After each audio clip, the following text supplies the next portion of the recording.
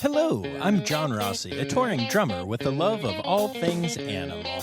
When I'm on the road, I visit as many zoos, aquariums. Hey, wait a minute. What's going on?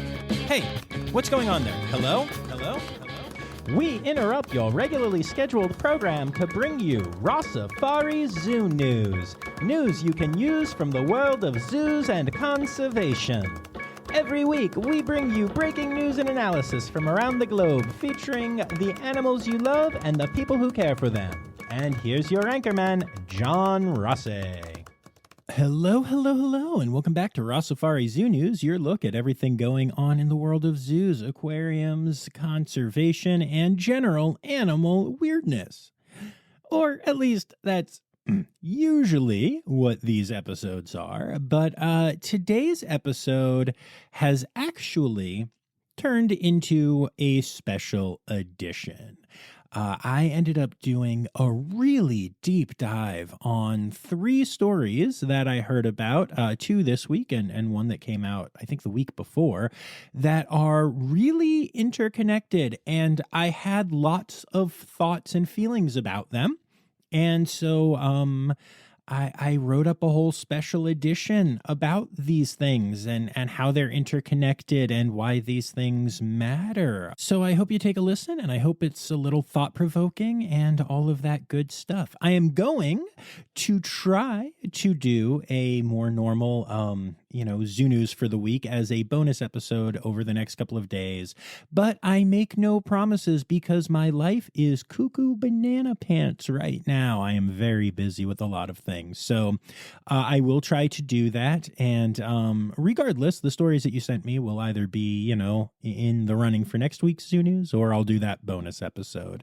But yeah, this just all became too big to not do a full episode on, and the amount of research and the number of people that I spoke to and all that stuff just precluded this from just being a story in a normal Zoo News episode. So I hope y'all enjoy it.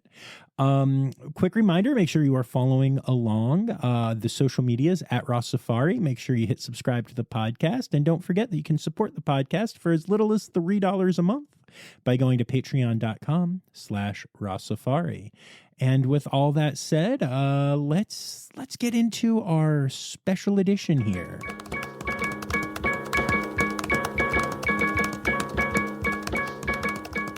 All right, so this episode is going to be spent talking about scary things that happen at zoos, transparency, and why something called FOIA is something that zoos and zoo fans need to be aware of.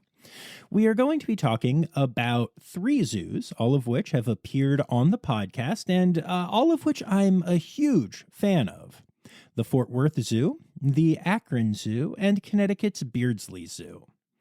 And this all starts with the biggest news story of the week, which was the viral video from the Fort Worth Zoo. Now, I'm guessing all of you have seen this by now, but if not, there is a video, mostly on TikTok, of a very scary thing that happened at the Fort Worth Zoo. The video shows 2 zookeepers out in the gorilla exhibit when suddenly a silverback gorilla named Elmo bursts onto the scene. Both zookeepers remain calm and are clearly well trained for the experience, as they are both able to get off exhibit without anyone, human or non-human, getting hurt. It's a scary video to watch, and I want to pause here to point out that the keepers really did a great job. They know the animal well, they remembered their training, and they handled it perfectly. I also want to point out that Elmo has a relationship with his keepers, even if it's not supposed to be a free contact one. And by spending time building that relationship, the keepers were as safe as one can be when only feet away from a silverback gorilla. If you or I had ended up out on that exhibit, not, that we ever would, the results most likely would have been very different and significantly worse. So props to the keepers, props to all of the supervisors and people who come up with emergency training and all that stuff.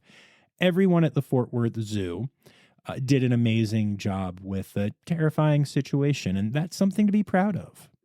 Now, when the video started to go viral, I was actually in bed, almost asleep. And suddenly my phone started going off repeatedly with people sending me the link.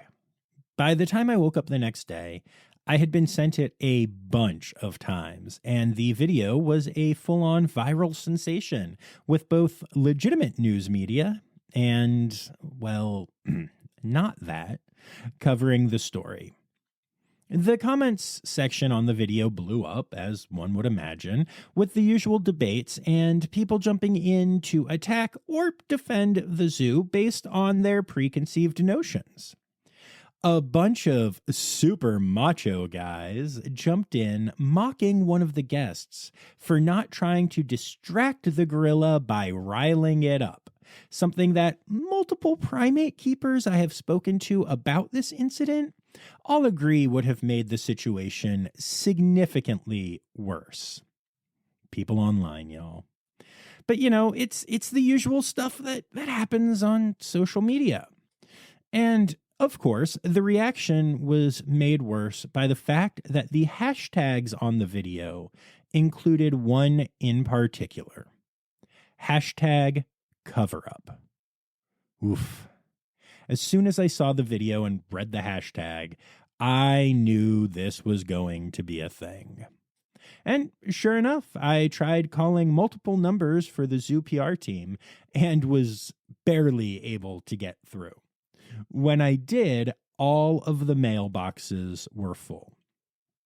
So, along with stating how incredible the work done by the keepers in that moment was, I also want to point out how incredible the PR and marketing teams at the Fort Worth Zoo, and honestly, all of the incredible zoos and aquariums out there are.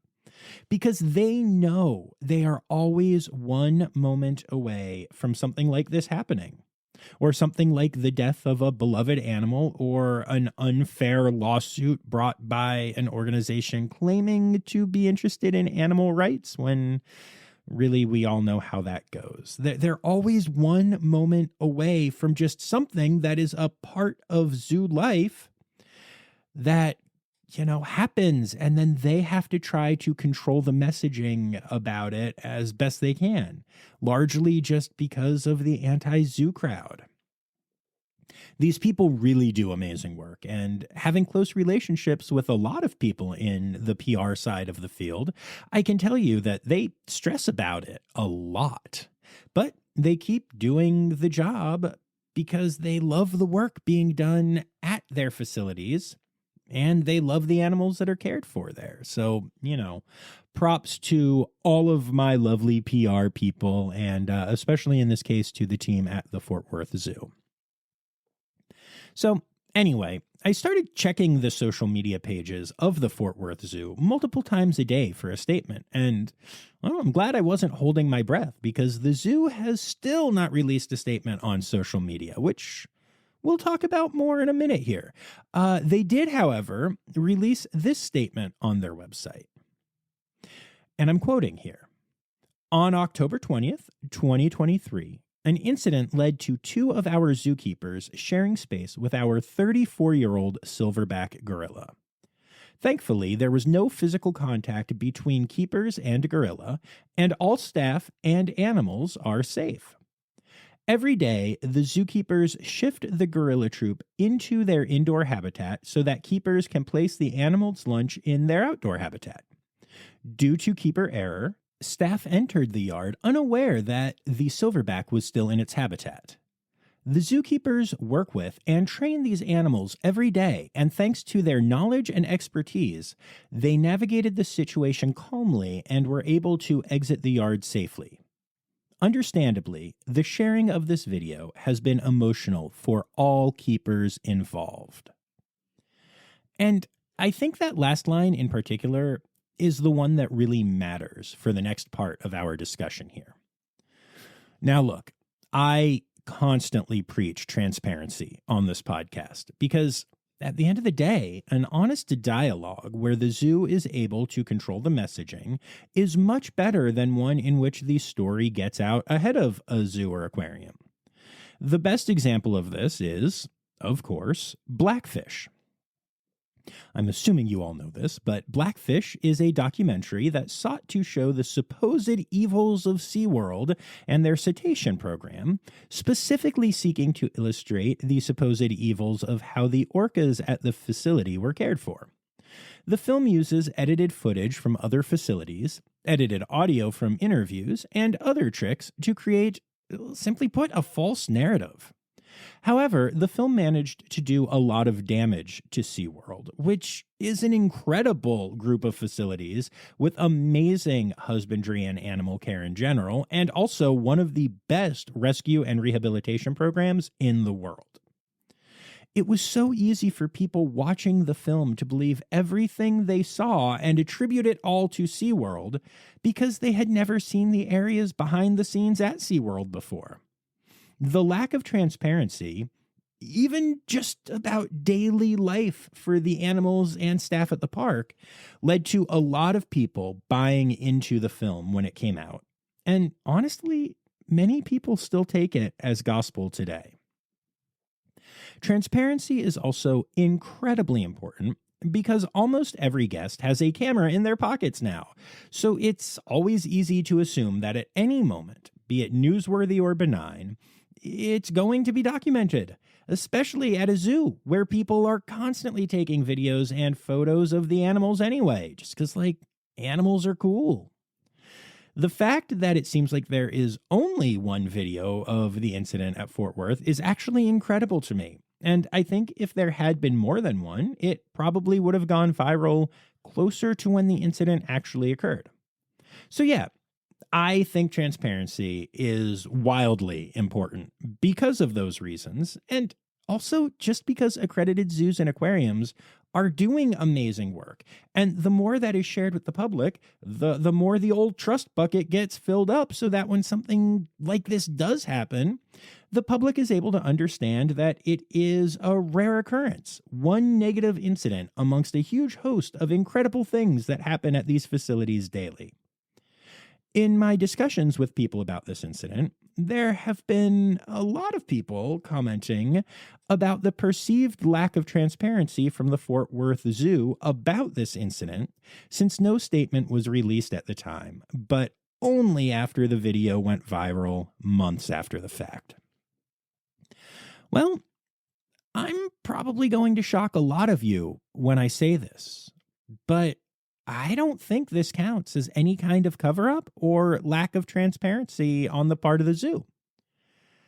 In fact, I don't think the zoo owed anyone anything in this instance. At the end of the day, a keeper made a mistake, and 2 people and 1 gorilla ended up in an unsafe environment that they handled beautifully, and nothing of consequence happened. The zoo looked into the situation and made sure to communicate what went wrong to the employees involved, but if not for the admittedly shocking to see video, there isn't a story here. People make mistakes. You've certainly heard me make mistakes on this podcast. Some of my pronunciation is brutal. I still don't know whether it's Oregon or Oregon or origami or whatever. If I order a drink with my Grubhub deliveries, there's like a 50% chance the drink will be forgotten. And silly examples aside, it happens at zoos and aquariums too. Every zookeeper jokes about waking up in the middle of the night wondering if they forgot to secure a lock. It's fortunate that when incidents happen, it's often with an ambassador chinchilla or, a red panda escapes but goes into a tree right next to its exhibit and takes a nap. There is simply no need for facilities to report on these minor incidents unless there are some lasting consequences for the animals or the people involved. And you may be thinking, but John, this situation had a consequence. There's a video. I saw it. Well, yeah, but at the end of the day, everyone was fine. If this video hadn't surfaced, the Fort Worth Zoo would have nothing they need to share with the public. This isn't Harambe Part 2. This is a mistake that was corrected and is being handled in-house, as all mistakes at all companies should be. And it is important to remember, while zoos are public institutions, zookeepers are not celebrities. Thanks to the nature of zoos, they are people who are in front of the public from time to time, sometimes even a lot of the time. But they don't sign up for the job because of that. And for the keepers involved, both the ones on the video and any that are behind the scenes, I am sure that this was the worst day of their career, if not of their entire lives. I mean, think about this. Along with all of the amazing training they received that was running through their heads, I'm sure there was a lot of fear and panic going through their minds as well. I'm sure they were worried about their own health and safety, but were also worried about the health and safety of Elmo, an animal they have a relationship with, and which could be the one to pay the ultimate price for the mistake if things had gone south. This could have been a matter of life and death for both the keepers and the animal in question, but since there was no tragedy to report, I totally understand the zoo not wanting to share the worst moment of those keepers' careers or lives with the public. Even now, I can't help but think how terrible it must be for those women to have had that moment going viral. I still see myself drumming with Emily the elephant at least once a week when I hop on my various social media accounts. I can't imagine what it's like to log in and see the worst thing that someone ever experienced just blasted time after time. Poof, especially with a bunch of uninformed yahoos being able to comment on it freely. So yeah, this has all been a long-winded way of me, Mr. Johnny Transparency, saying that I actually don't think the zoo did anything wrong by not releasing a statement when this happened. People calling it a cover-up, including the original poster of the video, seem to think there is something to cover up. But there were no injuries, nothing happened to the animal, and at the end of the day, the keepers did exactly what they are trained to do when something goes sideways, and that's all that happened. The Fort Worth Zoo didn't owe anyone anything from this incident until the video dropped and went viral. And even then, I don't feel like they owed us anything as much as they just needed to handle the situation that was created for them.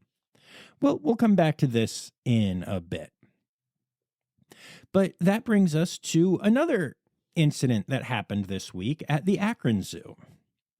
I'm guessing most of you didn't hear about this situation, and honestly, if it hadn't been sent to me a few times, I wouldn't have known about it myself. But we're going to talk about it and tie it into the Fort Worth situation. The Akron Zoo released a statement this week, which I'll read to you here. Quote, on March 3rd, 2024, an incident occurred in the Komodo Kingdom Employee Service Area that resulted in a staff member being injured. Our initial investigation establishes that most injuries came as the result of bite wounds inflicted by one of the Komodo dragons. Our chief concern is for our valued team member who is currently recovering at home. We will update as more information is available, consistent with privacy requirements and federal law. We also want to honor our employees' privacy, so we are providing no other details at this time. A Komodo dragon not involved in the staff member's injuries was also injured and is stable and recovering. The zoo is reviewing how this event occurred, and we are working with OSHA. Safety is and will remain the utmost priority for our staff, visitors, and animals. And as a quick side note here, Komodo dragons are not a protected contact species, though each facility is able to determine whether free contact or protected contact is better for their individual animals. But like, for instance, you've heard about the free contact work that is done at Reptiland with their Komodo dragons, so the fact that a Komodo and a keeper were in the same space is not necessarily surprising or a problem. Unlike, say, a silverback and some keepers being together. I think a lot of people are surprised by the whole not protected rule for Komodos. But anyway, one of the people who sent me the Akron statement mentioned that it wasn't on any of their social media platforms, and again dropped that scary phrase, cover up. But this couldn't be further from the truth. This happened in a behind-the-scenes area, so I assume there is no footage of the incident that could end up on TikTok. The zoo could arguably have never told a soul about what happened, and it's possible no one would have ever found out. But instead, they put out a statement. It's there, on their webpage, one of the first things you see if you go to their homepage. Honesty and transparency. And that's all we can ask for, right? And I've actually heard a couple people say they think the zoo should release more details. Why? At what point does it just become rubbernecking because of our own curiosity versus actually caring about the news story in question? We know what we need to know. A keeper was injured, a Komodo dragon was injured, and the injuries were caused by another Komodo dragon. That's enough. The keeper in question does not need to relive their worst moment time and again just because the public might want to know more. I am 100% on board with this level of transparency from zoos and aquariums. Also, anytime a zoo experiences something like this, they have to report it to both OSHA, the Occupational Safety and Health Administration, and the AZA. Both of these organizations look into the situation, and until that is complete, any public discussion could only hamper those inquiries. If the Akron Zoo, or the Fort Worth Zoo, or any facility was trying to stop those inquiries from happening, then yes, I think it would be fair to call it a cover-up. But not writing every salacious and juicy detail of an incident into a press release? That's not a cover-up. That's just a smart way of protecting both the institution and the individuals involved from unwarranted and ill-informed attacks and opinions. Now, in both the Fort Worth Zoo and the Akron Zoo situations, something was pointed out to me repeatedly. Both zoos have completely eschewed making statements on social media about what happened. And a lot of the people who have pointed this out to me have said that decision doesn't sit well with them because social media is where a lot of us go to get our information nowadays. But I have to tell you, I'm okay with it. I have long documented on this podcast and beyond the fact that I think social media is incredibly problematic for a variety of reasons. For starters, everyone feels like they have an equal voice and that their opinions are as valid as everyone else's on those sites, regardless of their level of expertise or, honestly, even just basic competence. A lot of the anti-zoo crowd is happy to follow zoos on these social media sites in order to attack comment sections and share anything they can distort into supporting their own silly beliefs. In the last few years in particular, people have become online tough guys, using the anonymity of an app to attack without fear of reprisal or really any consequence at all. And it all becomes one big swirling echo chamber, and it's just gross. And this goes far beyond the zoo world, too. As a fan of Marvel and Star Wars and other nerd culture things, it's amazing the toxic stuff I see spewed by and in the comments sections of these fan pages on these sites. I don't even follow any of them because of how gross it gets, but the algorithm makes sure I see enough to know that the comment sections of social media in general are just filled with the worst people. I mean, heck, we've had a few times where I share stuff on the podcast or in my stories about zoos and aquariums that are getting posts attacked by these numbskulls, and a lot of us charge in and add positive comments and work to drown out the idiots altogether. It's honestly something I'm really proud of the Rossifari community for doing. But yeah, while I do appreciate all of the things zoos and aquariums do share on social media and all of the transparency that can be found there, I'm also perfectly okay with zoos sharing their press releases on their websites and not blasting everything they put out into the ridiculous social media sphere, especially the negative stuff. I've actually been monitoring both zoos' social media posts this week, and a shockingly small number of people have commented on the various Fort Worth Zoo posts about the gorilla situation. And honestly, I haven't seen a single comment on any of the Akron posts about the Komodo situation. And honestly, I love to see that. Now, of course, the original video about the Fort Worth Zoo on TikTok has 7.3 million likes and has been shared over 167,000 times already. But even that video hasn't really gotten nearly the same traction on other social media sites. And look, at the end of the day, as long as zoos are being transparent when necessary, I don't really care if they don't put their worst moments out into the social media sphere. Posting a press release gets the job done. It's not necessary to allow at Bobby R36752 to comment on it, just to allow Mark Zuckerberg to get a little richer. Social media allows for the worst instincts of people to take over. And the ease of sharing, commenting, stitching, etc. makes it so that only the worst stuff may get blasted to the world, which just doesn't seem fair to these facilities or to the zoo community at large. We all have enough stupid anti-zoo rhetoric to contend with without every story like this being shared by each facility, especially because it would just be easy to distort, easy to abuse. Look at what social media has done to the intellect of the general public as a whole. There are more flat earthers now than ever before, at least since, that was the norm. Anti-vaccine conspiracy theories have spread so fast that we suddenly have people dying needlessly from COVID, suddenly having measles and polio outbreaks in the United States again. This is crazy. And the idea of not putting something that can add flames to the anti-zoo movement onto social media channels seems, to me, to be more about stopping the abuse of the information provided than about hiding the information. And just to clarify my stance here, I know I said I have no problem with Fort Worth not sharing the info, but that I'm glad that Akron did share their story. And I want to explain briefly that, I feel that way because in the Fort Worth case, no one was injured. And at Akron, there were injuries to both a keeper and an animal. So I do think they are different situations, and I'm glad that both zoos handled them as they did. Okay, so that was a lot, but we're not done yet.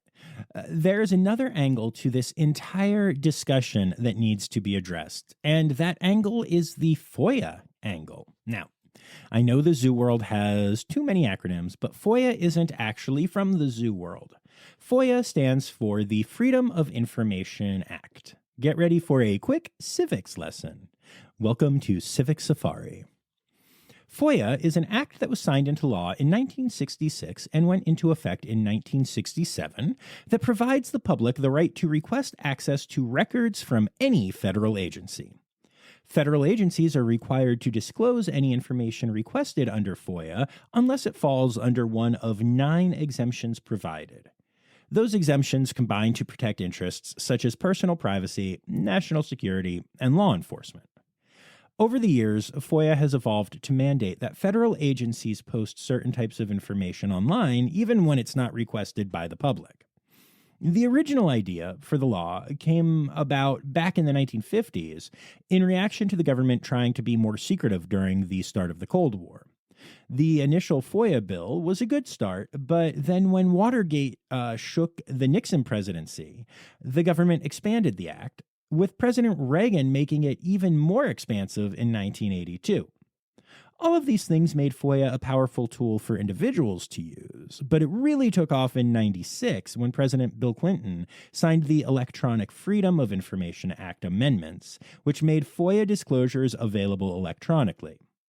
Then, in 2016, President Obama signed the FOIA Improvement Act, giving the law its broadest reach yet and codifying the idea that all federal agencies should work under a presumption of disclosure, meaning that when FOIA records are requested, the agency should start off by assuming they must disclose the information and then only not do so if certain exemptions are met. With these last two improvements to the law, it became a lot more commonplace to start seeing journalists and everyday citizens, including activists, using FOIA to get information about a wide variety of things that were not disclosed by the government previously. A lot of these disclosures were released online, and a lot of the scandals that have come out in recent years were uncovered because of these FOIA requests. And so I told you all of that to tell you this. FOIA is something that directly relates to zoos and aquariums. There's a couple reasons for this. To start with, many of the animals in these facilities are subject to USDA inspections, and the USDA, United States Department of Agriculture, is involved if there is an issue with an animal. OSHA, which I mentioned earlier, is also a federal agency, so anytime an employee is injured, OSHA will get involved. And when OSHA and or the USDA are involved, that means federal agencies are involved, meaning that FOIA requests can be made and information can come out. And I'm going to share a third Zoo News story from this week that deals with that directly. Last year, I shared the story of two Goldie's monkeys that passed away unexpectedly at Beardsley Zoo in Connecticut. The monkeys died after catching and eating a rat which had consumed rat poison that was used at the zoo. The rat poison was not believed to be toxic to other animals, and the zoo had been using it with no issue for quite some time, but the monkeys died from it, and the zoo stopped using the rodenticide immediately.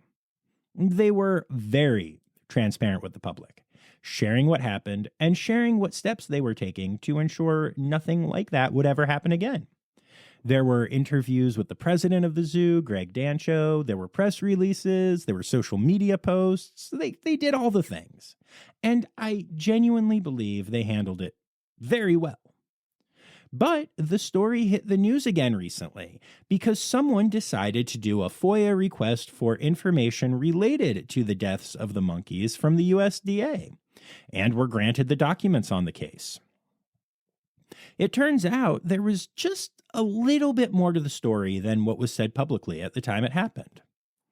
So the zoo does not have a full-time veterinarian on staff, which is not uncommon for zoos of that size. The zoo attempted to reach their vet, but were unable to do so for a few hours after the incident occurred. When they did get a hold of the vet, he came and checked out the monkeys, and no treatment was recommended because they appeared to be perfectly normal and healthy.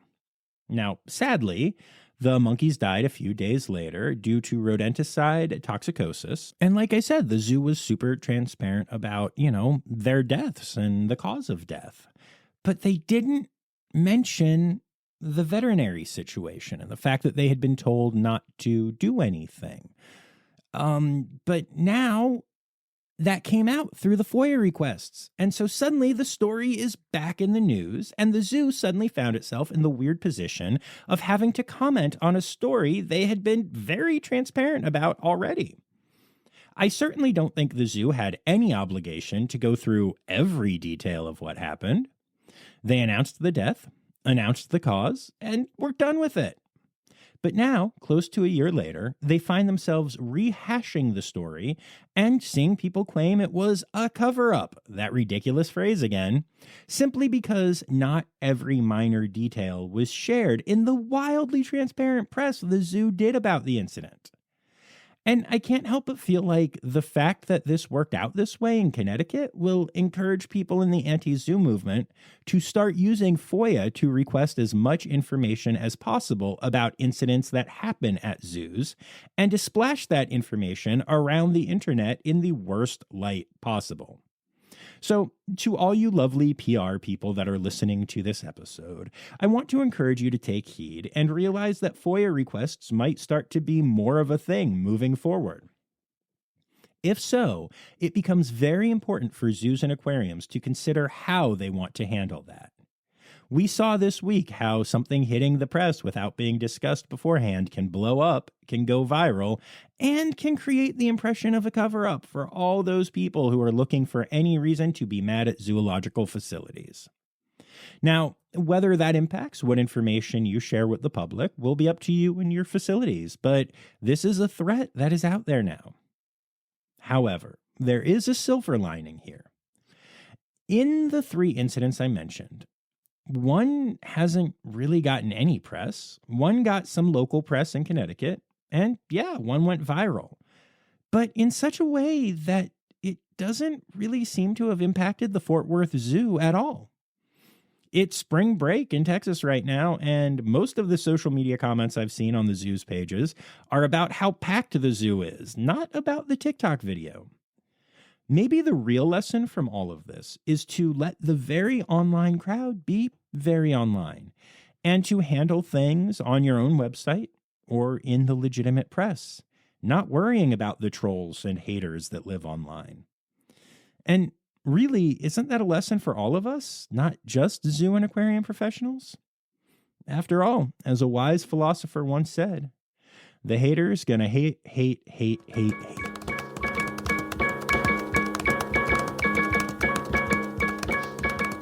Well, I really hope y'all enjoyed this deep dive. It was something that was heavy on my mind and heart this week, and I didn't expect it to go so long, but hey, it did. I will, like I said, try to get a regular Zoo News episode out in the next few days, if time permits, no promises. And all of you who contributed stories this week will hear your names in that episode or in next week's Zoo News, because I do appreciate y'all, and I have a huge list, and y'all are awesome. I do want to take a moment to thank my Red Panda level patrons, Dr. Laura Schenk, Dr. Stephen Williamson, Barbara Bennett, and Jenny Owens. And I just want to take an extra second to remind y'all that even though we did talk about a lot of stuff that went down at the Fort Worth Zoo, Beardsley Zoo, and the Akron Zoo in this episode, they are all incredible zoological facilities. I am proud to have shared them on my podcast. I am hopeful that I will get to share more of the stories at all of them with y'all in the future. And I know that they are just amazing places, and I'm proud of my association with all of them. So I just wanted to share that with you all, as well as to share this quick reminder that the words Newsy credits backwards are Steiderk Yuswen. The Rossifari podcast is produced, hosted, and engineered by John Rossi. Editing and fact-checking by John and Dr. Zoe Rossi. Our theme song is Sevens by Nathan Burke, performed by Nathan and John. Interrupting John theme and additional voices by Taylor Isaac Gray. You can reach John directly on Instagram and Facebook at Rossifari, or by email at rossifaripod@gmail.com. Rossifari is part of the Daydreamer Media Network.